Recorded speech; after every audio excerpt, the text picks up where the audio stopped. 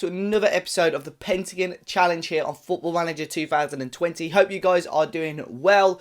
As always, guys, we're going to be giving you another update on what's happened in the past season or so with the Pentagon Challenge. Still chasing that final UEFA Champions League, and then the collection would be complete. Of course, I'm streaming this every day over on twitch.tv/DaveAsAParty. If you want updates on that, obviously you can follow me on my Twitch or follow me on Twitter to get updates on when I'm going live, because it's been varying from morning to afternoon at the moment. So I think the rest of this week it'll be in the afternoons anyway, so keep your eyes peeled on that.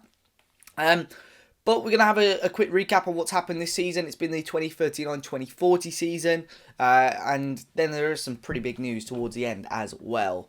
So we're going to kick off with the transfers, and we're going to see who we bought in. This season we spent 68 million, bringing in 158 million overall.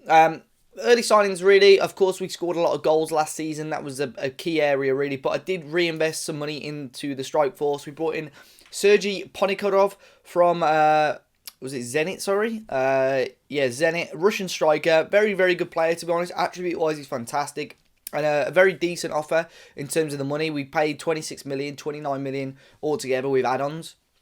As a striker, good determination, good flair, fantastic finishing, good on the ball with his dribbling and first touch and technique, and great physicals as well. 6'2", as a young player, a very, very complete player, and I think he would be someone long term that would improve massively. Next up, we've got Nikos Chatziafanisiou.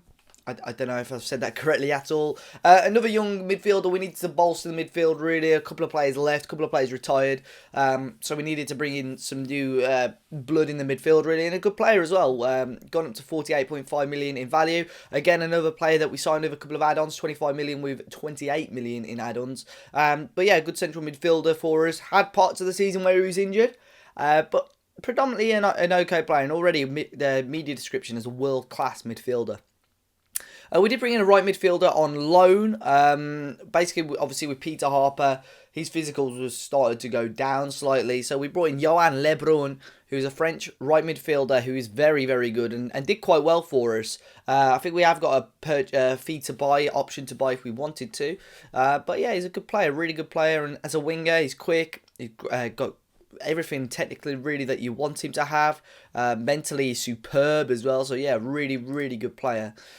We did bring in a backup centre back. Vicente Rabasso didn't play a lot. You can even tell because I haven't even given him a face in the game. But yeah, he didn't really play a lot, and he was just going to be a backup defender on loan. In January there was a couple of signings. I think for my academy, some of my head of youth development brought some of these guys in. We did bring in this guy on loan, Francisco Gonzalo, just as a backup player. He's quite versatile, could play left midfield, through the middle as well. I think that was my option and my thoughts, really. And then we did sign this guy, Murat Cassell. There is a reason for this one, I'll tell you shortly. Murat Cassell came in, Danish striker, young player. I think long term he could turn out to be a really, really good player. Obviously, media description is a wonder kid. Personality is driven, which is what you love to see and what you sort of look for. And then the final player was a centre back, German Starico, who's a very, very good player, 6'2", getting on a little bit, Argentinian. And because he's slightly older, we could get him 5.5 million. So he's a good, really good centre-back, to be honest. Now, in terms of outs, the reason we brought in so much money, we sold Pepin Kulemans, who was a big striker for us last season. Sold him for 95 million to Arsenal. I think we signed him for about 50 million last season. I think we already had Tuporkovic, we had Ponikarov, so that's why we brought Cassell in as a backup. And I think, you know, this guy, very, very good player for us, but sold him on for 95 million, which I don't think you can reject, really. Miguel Fernandez went as well. He was another fourth choice striker. He went for 40 million, went to Chelsea. Lazzaretti also left £20 million. Obviously, he was getting on a little bit now. Wasn't really getting the football, so I thought I'd cash in on him. He was someone on a massive wage as well. And then, obviously, a couple of players leaving on frees and going out on loan as well. Now, in terms of competitions this season, unfortunately, it is not another Champions League victory, which is so frustrating. But a massive winning the league, 97 points overall in the league, 3 losses this season, 4 draws, 31 wins. I was really, really confident this season that we would get something in terms of the Champions League, but obviously we didn't. We won the Italian Cup for the first time as well. Italian Super Cup we finished runners-up in, but yeah, unfortunately Champions League not to be. We losing out in the quarterfinals. If we look at our schedule, you can see we actually won 32-0 in a friendly, which is ridiculous, by the way. I had a pretty good start to the season. Our three losses actually came, well, two of our three losses came really early in the season. Within the first sort of full month in September, a 5-4 loss to Juve, we should have really won, and a 1-0 loss to Sampdoria. Then we had a really, really strong end to the season, to be honest. And in this Champions League game, we played Monaco in the end. Well, if I quickly go through our whole group and stuff. Our group was Lille, Dynamo and Arsenal. I think we topped the group quite comfortably in the end. We did drop points in 2 games, but we did quite well there. We then beat Bayern very comfortably, 8-2 on aggregate. And I thought, you know what, with us playing so well against such big teams, we've surely got a chance. We got drawn against Monaco, and I was looking forward to it. I think that was, and I thought at the time this was a really, really winnable game. And it wasn't to be. We lost out 3-0 in the first leg, and it gave us a huge mountain to climb, especially with us not getting an away goal. And in the end, we lost 2-1 in the second leg. And Monaco, to be fair, are the best team in France right now. They've knocked PSG. It's taken a while, but they've finally knocked PSG off their perch. They've got a couple of wins, 97 points this season. Very, very strong team. And I think on another day we could have won that. But of course, then there were calls for us possibly to leave the club from people in the stream, which we'll talk about shortly.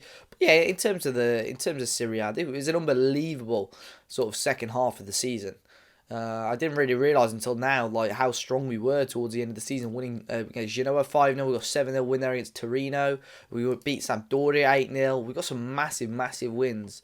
5-1 there with Napoli, which is mad as well because they're such a big team.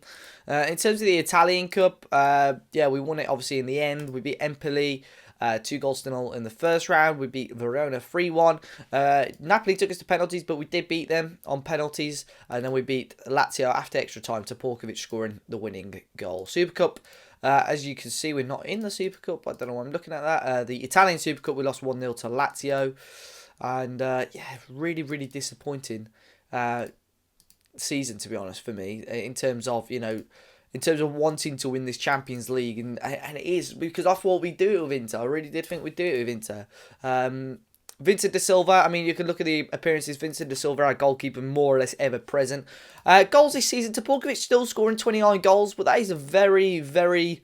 I mean, he scored 46 last season, so he's quite a way off last season's tally. If we could have had the Dvorak of last season, this season, who knows what may have happened. And unfortunately, I think that's what happened in terms of Champions League. They didn't really turn up in the big games. Ponikarov, new signing, 23 goals, which isn't bad at all as well.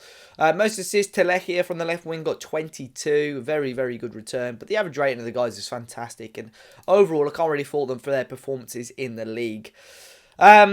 But, as I said, people were telling me possibly it was time to go. We'd been at Inter. The balance, as you can see, 34 million in the club at the moment. 111 million transfer budget. Obviously, we couldn't really spend that. But, yeah, is it time to go? Was it time to go? I did leave Inter Milan, guys. So, let's go and find out who we joined. Who is our next club to see if we can finally lift the Champions League and win and complete the Pentagon Challenge.